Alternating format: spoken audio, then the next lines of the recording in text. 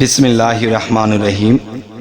হে সমস্ত জগতবাসী, আজ আমি শামীম আলী চিশতি আপনাদের সামনে যে আলোচনা নিয়ে হাজির হলাম, সেই আলোচনাটি খুবই কঠিন বিষয় এবং বোঝার বিষয়, এবং ইহকাল ও পরকাল আমরা সামনে সাধক যারা, এই সাধকরা কি ভাবতেছে, কি করতেছে, আজকে তাদের নিয়ে এই আলোচনা। শরীয়তের ভাষায় আমল বলা হয়, এক ভাষায় কর্ম বলা হয়, আর অন্য ভাষায় সাধনা বলা হয়।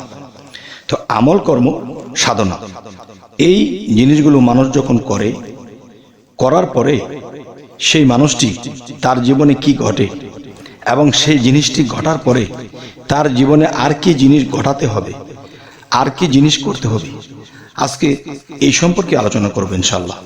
সেটি হলো, দেখুন, কোনো আমলকারী বা কোনো সাধনকারী তারা যদি আল্লাহর পথে সাধনা করে, তখন কোনো একদিন দেখা যায় তারা আল্লাহর দর্শন লাভ করে, আল্লাহকে দেখতে পায়।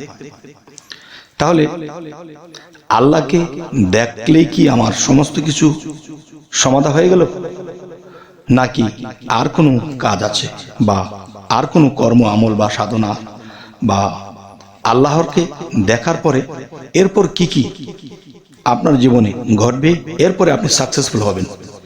দেখলেই কিন্তু সাকসেসফুল নয়। সেটি হলো কেমন, দেখেন, যদি আপনার যৌবনকালের একটা কথা আপনি মনে করবেন, যে আপনি কোনো মেয়েকে দেখেছেন, আপনি তাকে বিবাহ করবেন, তখন আপনার আত্মীয় স্বজন, বাবা মা, তাদেরকে পাঠিয়েছেন, সাথে আপনিও গিয়েছেন। এখন মেয়েটিকে দেখেছেন, আপনার ভালো লেগেছে, আপনি বিবাহ করবেন, এই জন্য আপনি দেখেছেন। আর দেখা মাত্রই কিন্তু আপনার সংসার করা সম্ভব নয়। তাহলে সংসার করতে হলে তাকে বিবাহ করতে হবে, তার সাথে আপনার মনের মিল হতে হবে, এবং তার সাথে আপনার গভীর সম্পর্ক হতে হবে। এরপরে আপনাদের মধ্যে স্বামী স্ত্রীর সম্পর্কটা স্থাপন হবে। আচ্ছা, তাহলে দেখলেই কিন্তু আপনি তার সাথে সংসার করতে পারবেন না। তাই এই পৃথিবীতে যারা সাধনা করে, তারা হয়তো রাসূলকে দেখেছে, বা সেই রূপে আল্লাহকে দেখেছে। তো আমি বলবো, আল্লাহকে যারা প্রথম দেখলো, তাহলে তারা প্রথম ধাপ পার করলেন, মানে দেখা দেখির কাজটা সারলেন। আর দেখলে কিন্তু সম্পর্ক হয় না। তাহলে আমি বলবো, আরো কিছু সাধনা আছে, আরো কিছু ত্যাগ আছে, জীবনের আরো কিছু বিষয় আছে, যা কিছু ঘটলে বা যা কিছু করলে তখন আল্লাহর সাথে আপনার সম্পর্ক হবে। তাহলে সম্পর্ক হতে হলে তখন কি করতে হবে? তখন দেখা যায় আরো বহুবার আপনার আল্লাহর দর্শন হতে হবে। তাহলে সেই দর্শন কি জোর করে করা যাবে? বা কোনো আমল এতবার গুনে গুনে এতবার শতবার করলে কি আপনার আরো দর্শন হবে? না। এখন কি করতে হবে? তার নামে, তার রূপে আপনাকে প্রেমে ফানাফিল্লা হতে হবে। এই ফানাফিল্লার স্তরগুলো যখন আপনার কাছে যাবে বা খুব নিকটবর্তী হয়ে যাবে, তখন আপনি পলকে পলকে তাকে দেখতে পাবেন। একটা হয়েছে জীবনের প্রথম একবার দেখা, আর সেই দেখাটি কোথা থেকে এসেছে?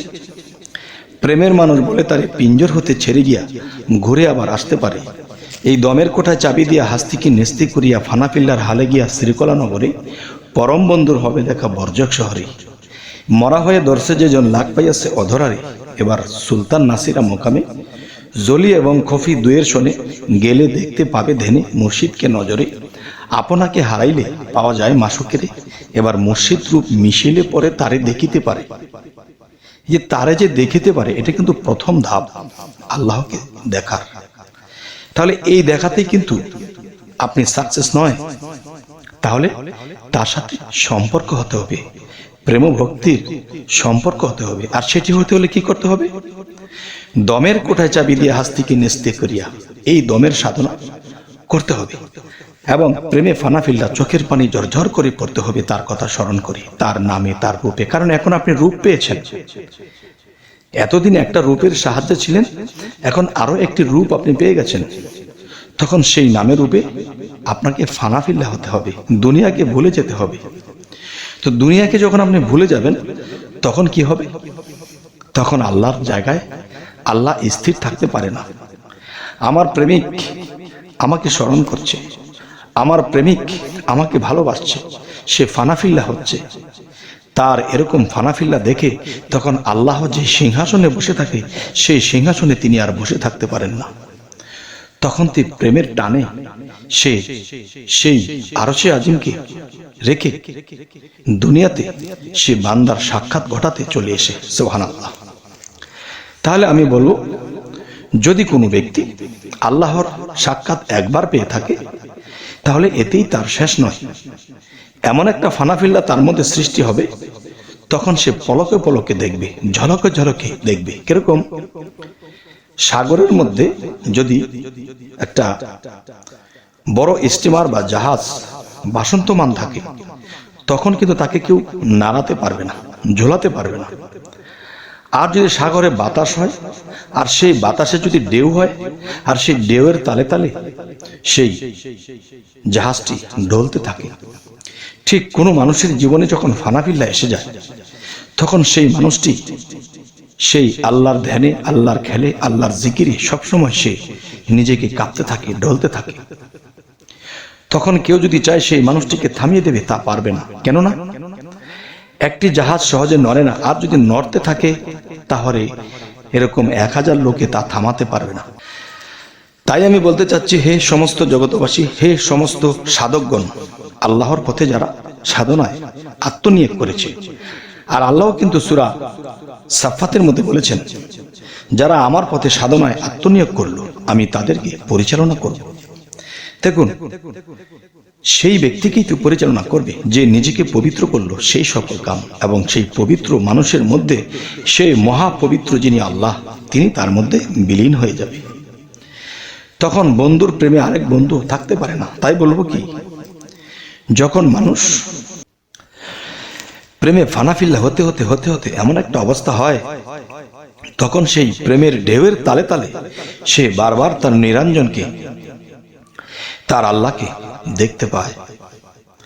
তখন যতই দেখে ততই পাগল পাগল হয়ে যায়, যতই দেখে ততই পাগল পাগল হয়ে যায়।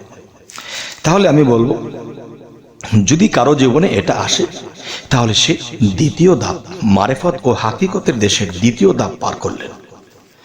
আচ্ছা, তো এবার আসবো তৃতীয় ধাপ, হলো শেষ ধাপ। একটা হলো ফানাফি শেখ, পীর সুরতে ফানা হয়ে যাওয়া। আরেকটা রাসূল সুরতে, যা আল্লাহর সুরতে ফানাফিল্লা হয়ে যাওয়া। আরেকটি হলো যে নিজেকে সমস্ত দিক দিয়ে বিলীন করে দিয়েছে, তার নিজের বলতে আর কিছু নেই, আমি তার, সে আমার। তবে এই কথাটি আমি ইউটিউবে বলেছি বারবার, আপনারা অবশ্যই খেয়াল করেছেন। তাই বলবো, হে সমস্ত জগতবাসী, যে সাধনার এই 3টি স্তর, প্রেমের 3টি স্তর, এবং দেখা গেছে আল্লাহকে সন্তুষ্টি করার জন্য 3টি স্তর। যারা প্রথম স্তর লাভ করলো তারা আল্লাহর সাক্ষাৎ পাইল, আর দ্বিতীয় স্তর প্রেমে ফানাফিল্লা হয়ে গেল, আর তৃতীয় স্তরে আল্লাহর জায়গায় আল্লাহ থাকতে পারে না। তখন মুমিনের কালবের মধ্যে এসে আল্লাহ বাসমান হন, বা আল্লাহ তার কালবের মধ্যে আল্লাহ এসে সিংহাসন বানিয়ে বসেন। তাই বলবো, হে সমস্ত জগতবাসী, তাহলে এই স্তরগুলো পার হওয়ার পরে আল্লাহ যখন তার সাথে বিলীন হয়ে যাবে, তখন আল্লাহ তার মুখে কথা বলবে, তখন সেই মানুষটি শ্রেষ্ঠ মানুষ। কিন্তু মানুষ একটা কথা বলে থাকে, আমরা মানব জন্ম পেয়েছি, আমাদের জীবনটি হলো ধন্য জীবন, শ্রেষ্ঠ জীবন। আমি বলবো না, যতক্ষণ পর্যন্ত নিজেকে পবিত্র করা হয়েছে, ফানাফিল্লা না হয়েছে, আর আল্লাহ তার সাথে বিলীন না হয়েছে, ততক্ষণ পর্যন্ত তিনি সাকসেসফুল নয়। তাই আমি বলবো, এমন একটা লোক যদি মৃত্যুবরণ করে, তার দেহটা মাটি খাবে না। এমন একটা লোক যদি মৃত্যুর সময় হয়, আজরাইল তার কাছে ভয়েও আসবে না। কেন ভয়ে আসবে না? কেন?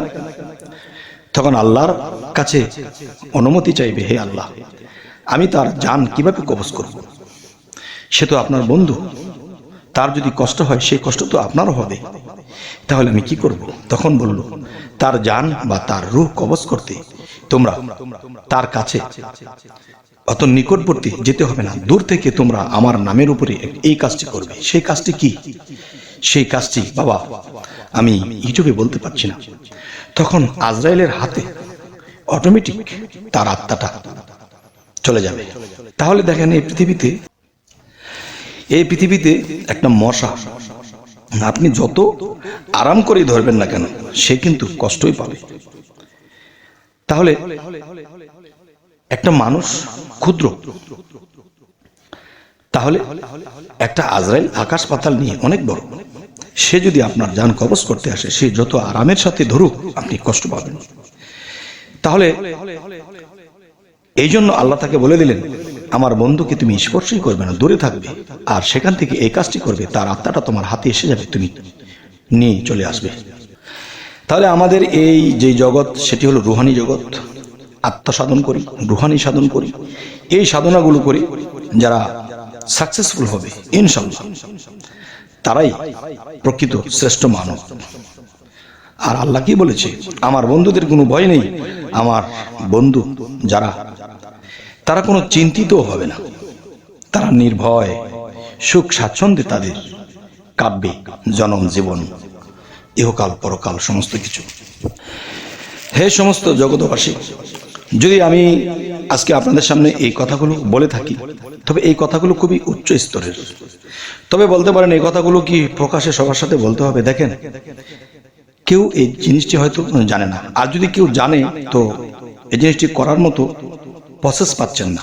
তাই আমি বলবো যে এই আলোচনা শোনার পরে কারো ভিতরে যদি একটা মনোবল হয়, শক্তিবল পায়, জ্ঞানের উদয় হয়, প্রেমের উদয় হয়, তাহলে সে এই স্থানটি লাভ করতে পারবে। আর যদি লাভ করতে পারে, তাহলে সে আমি শামীম আলী চিশতির কথাও ভাববে যে এই ব্যক্তির কথাগুলো শুনে আমি উপকৃত হয়েছি। তিনি যেমন আমার কথা শুনে উপকৃত হয়েছে, সেরকম আমিও ধন্য হয়েছি যে এই কথাগুলো শুনে কেউ আল্লাহর স্তর, উন্নত বা বড় স্তরটাকে লাভ করেছে। এতে আমার জীবন হবে ধন্য।